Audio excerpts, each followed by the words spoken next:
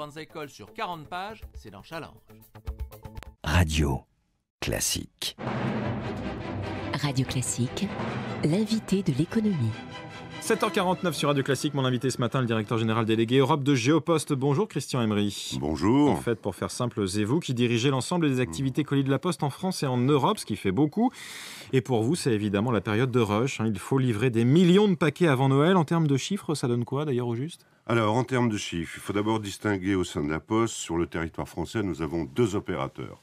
L'opérateur historique Colipost, qui vend ces fameux Colissimo, et qui, en moyenne, livre 1 million de colis par jour. Et pendant la période, pour nous, c'est le nom, la période, pendant les fêtes de Noël, nous sommes à 2 millions en moyenne, avec un pic le 18 décembre de 2,3 millions.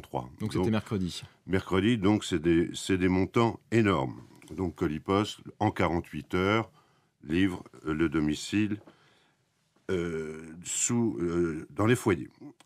Moyens supplémentaires, 345 camions par jour, tous les jours en plus, pour mettre en œuvre ces pics de trafic. Le deuxième opérateur, c'est Chronopost, notre spécialiste de l'Express, qui livre en 24 heures à domicile et les entreprises, donc dans le B2B et le B2C. Et les pics d'activité vont autour de 70%.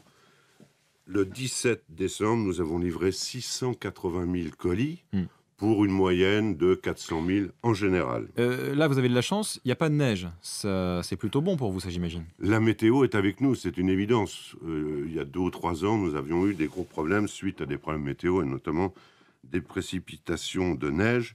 Cette année, nous sommes chanceux. Là, tout se passe bien, pas de bug à signaler dans la livraison des colis en France avant Noël ? Pas de bug à signaler. Nous avons mis les moyens supplémentaires, notamment à Chronopost, avec des centres de tri supplémentaires, des agents supplémentaires.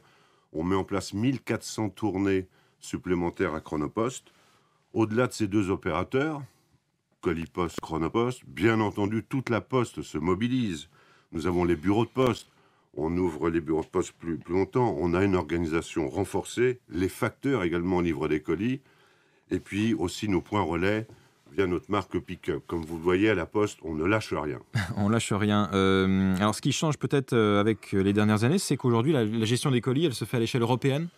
Alors, le groupe La Poste a décidé, il y a une dizaine d'années, d'avoir de la croissance externe. Et aujourd'hui, nous avons un groupe européen qui va du Portugal à l'Espagne, en passant par l'Angleterre, en passant par l'Allemagne, en passant par le Benelux, en passant par les pays de l'Est, en passant par la Suisse. Nous avons un vrai réseau européen qui est sous la holding Géopost. En France, nous avons Chronopost, le spécialiste de l'Express, et Exapa, qui est une entreprise de B2B. Et donc, nous avons aujourd'hui, nous sommes le numéro 2 en Europe derrière DHL. Et ça facilite les échanges entre les différents pays ? Ah ben, bien évidemment, puisque nous sommes un groupe multidomestique, avec des bases domestiques dans chaque pays européen. Et bien entendu, notre objectif, et nous avons un plan à 3 ans, c'est de développer de manière forte les flux intra-européens. Est-ce qu'il y a une hausse des volumes malgré la crise en termes de livraison de colis en France Alors, en France, Chronopost, je vais parler que de l'aspect Géopost, c'est-à-dire nos filiales Express. Ouais.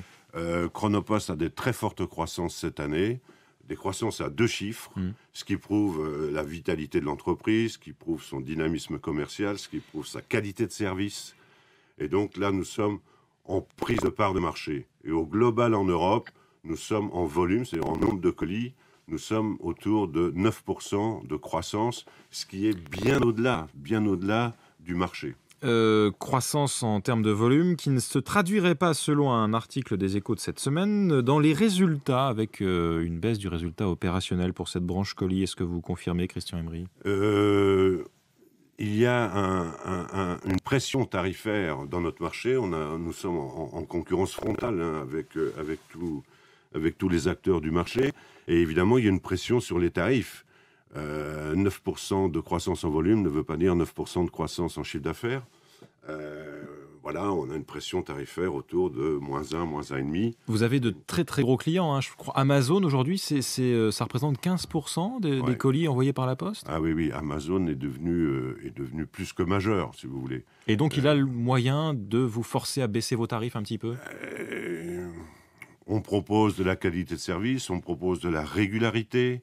Et donc, on a des discussions serrées avec nos clients majeurs, et notamment le plus gros d'entre eux, Amazon, bien entendu. Alors, vous avez des concurrents très puissants sur le marché français et européen. DHL, évidemment, le leader, filiale de la Deutsche Post. Le patron de la Poste allemande qui estime d'ailleurs que si ses concurrents perdent des parts de marché, donc y compris la Poste française, c'est à cause d'une qualité de service insuffisante. Qu'est-ce que vous lui répondez ? Écoutez, le chiffre que je vous ai dit tout à l'heure, 9% de croissance, résume bien notre position. Le marché, le B2B est autour de 0 à 2% en B2B, Europe. c'est pour les entreprises. Pour les entreprises, le B2C vers les particuliers, lié au développement du e-commerce. Marché qui croît entre 6 et 8%, je raisonne en moyenne Europe. Okay. Et donc, nous, le groupe Géopost, nous sommes autour de 9%, c'est-à-dire que nous sommes au-dessus du part de marché. Je pense que nous avons un avantage non négligeable, c'est qu'on arrive à être innovant, on arrive à avoir des services comme le Predict, où on peut anticiper une livraison, une fenêtre de livraison au destinataire, en le prévenant la veille, s'il accepte de telle heure à telle heure, s'il accepte de changer le lieu de livraison, etc. On a des points relais au niveau européen, on est en train de construire des vrais réseaux, des alternatives à la livraison à domicile. Donc, on est très différenciant sur le marché et on est plutôt leader dans l'innovation. Aux États-Unis, Amazon a réussi à convaincre la Poste américaine de faire des livraisons le dimanche. En France, c'est pour quand ? Comme vous le savez, je crois que les discussions autour du travail dominical ont fait l'actualité récemment. Oui. Donc, on n'en est peut-être pas encore là en France. Bon, merci beaucoup Christian Emery. Je rappelle donc directeur général délégué Europe de Géopost, invité de l'économie ce matin de Radio Classique. Bonne fête de fin d'année, évidemment, pour vous, c'est synonyme de travail. Il est 7h56 sur Radio Classique. Avec Wendel,